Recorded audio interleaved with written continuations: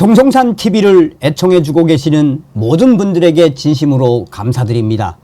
이번 시간에는 지금 북괴 김정은 다급했으며 이례적 행동 외 중국 이런 축전 처음 외신 북한 내부 매우 심각. 그전에도 강조해 드렸습니다만 북괴 김정은이가 집권한 지 13년을 맞이한 북한이 최악의 상태지요. 또한 60년 만에 대홍수에 북한 곳곳이 발칵 뒤집어지지 않았습니까? 북괴 김정은이는 10월달 안에 북한 국경 수해 복구 전부 다 끝내라 라는 지시를 내렸지만 저의 WTR 소식통에 따르면 수해 피해 공사 1년 해도 끝내기 어렵다라고 강조했죠. 우리는 윤석열 대통령 시대에 반드시 북괴 김정은 멸망, 자유북진 통일의 기틀을 만들어야 합니다. 정성산 TV 좋아요, 구독, 알림은 큰 힘이 되겠습니다. 지금 북한 김정은이 매우 이례적 행동을 한 것이 계속해서 일파만파 퍼져가고 있다고 평양 소식통은 전했습니다. 이번 구구절 김정은의 연설은 매우 이례적이며 김정은이 직접 마이크를 잡고 연설을 하는 것은 흔한 일 중 하나지만 지난 9월 9일에 오직 당 간부들 앞에서만 따로 연설을 한 것은 지금까지 한 번도 없었던 매우 이례적 행동이라고 평양 소식통은 전했습니다. 보통 간부들 앞에서 공개적으로 연설을 하는 자리는 당 중앙위원회, 전원회의나 최고인민회의 등 공식적인 자리에서만 했지 김정은이가 이렇게 갑자기 임의 소집 형태로 이례적으로 마이크를 잡고 한 충격적인 행동은 이해가 되지 않는 충격 상황이라고 평양 소식통은 요즘도 당 간부들이 뒤숭숭해하고 있다고 전하고 있습니다.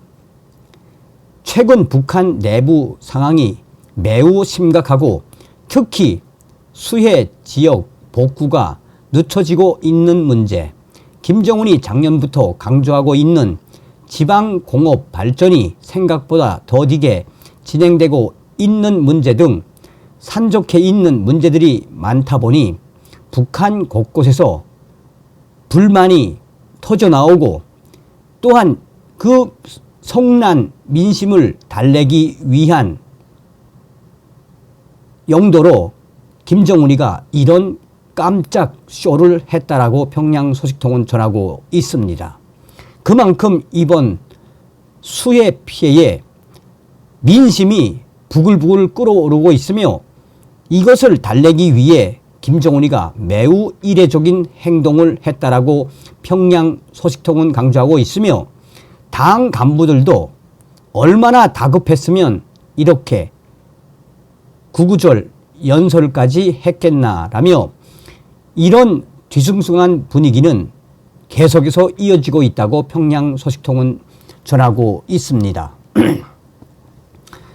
또한 또 다른 평양 소식통은 지금 평양뿐이 아니라 북한 곳곳에서 터져나오고 있는 북한 인민들의 불만, 이 불만을 잠재우기 위해 다급해진 김정은이 9월 9일 당 간부들을 임의로 소집해 연설을 한 것이라고 강조하고 있습니다.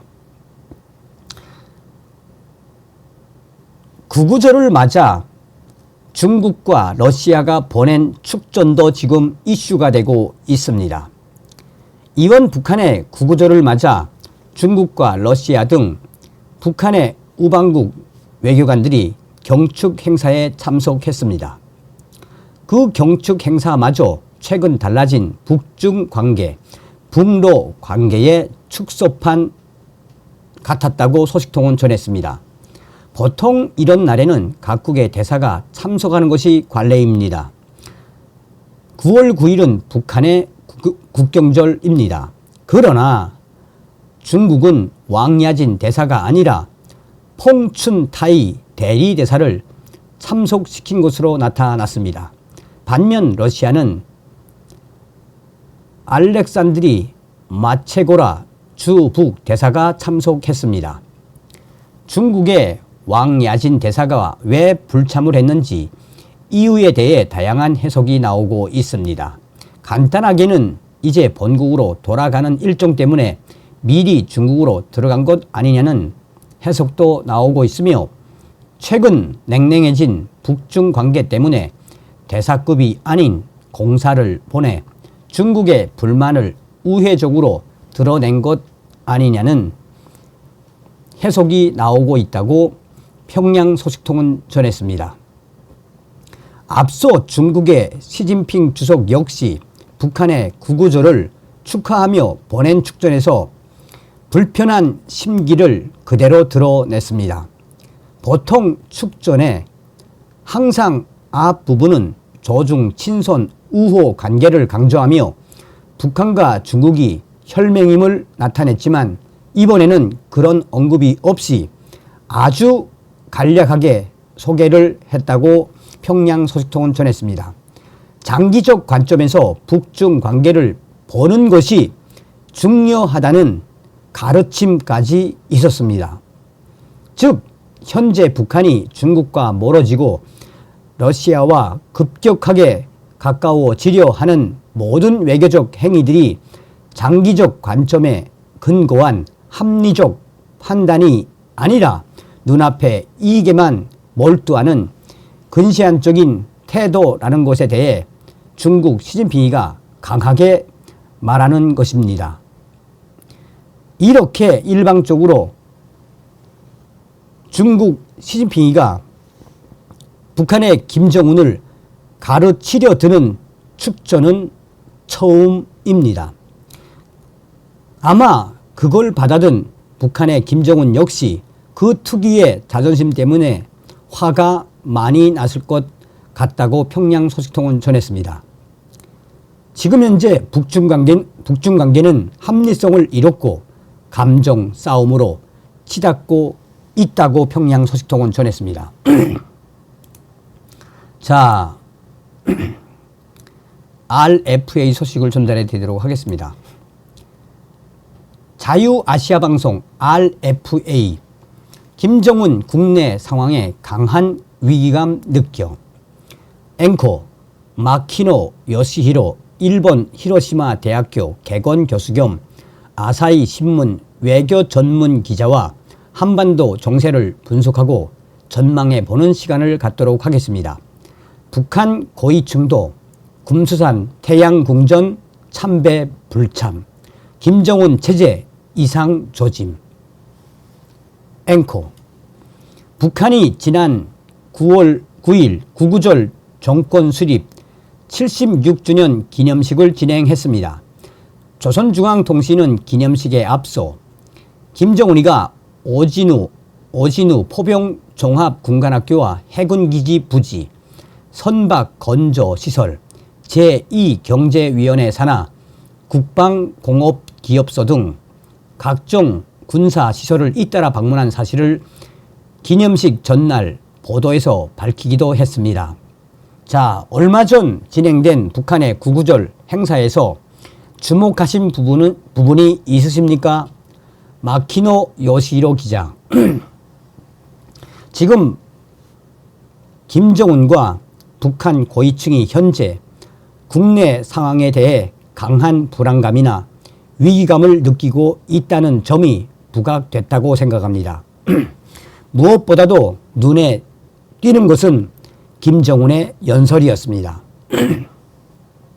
한국 통일부에서도 언급한 바 있지만 지난 구구절 행사에서 최고 지도자가 연설한 것은 처음이라고 생각합니다.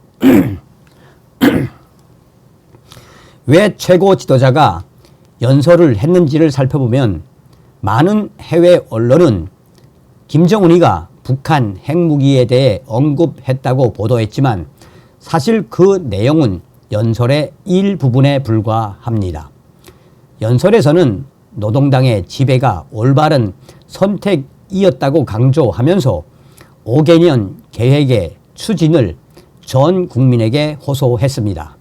김정은이는 북한이 전 세계에서 가장 좋은 나라라고 주장했지만 그 말을 믿는 북한 주민은 이제 거의 없다고 생각합니다.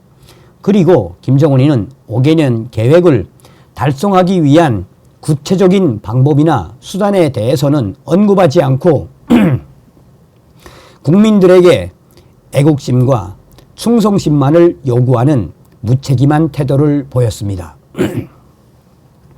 핵 미사일 개발에 비해 국내 문제를 언급한 시간이 더 길었다는 점에서 북한 지도부 입장에서는 해외 문제보다 국내 문제가 더 심각한 충격적인 상황이라는 것을 보여준다고 생각합니다.